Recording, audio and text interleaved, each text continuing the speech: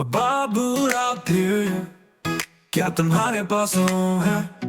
جی ہاں جناب، جی ہاں جناب، 3 تھیلے بھر کے ہیں، ایک نرم سے خرگوش کے لیے، نرم ہلکی پیاری سی، ایک چھوٹی سی بلی کے لیے جو رات بھر گود میں لیٹے گی، ایک ننھے سے بچے کے لیے گرم ملائم پیارا سا، جھولے میں سوئے آرام سے جیسے شکریہ کی خوشی میں ہوں۔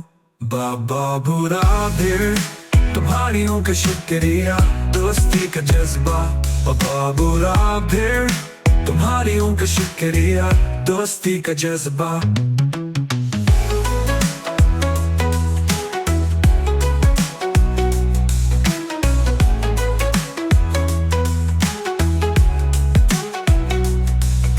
بابا بھورا بھیڑ تمھاری کا شکریہ، دوستی کا جذبہ۔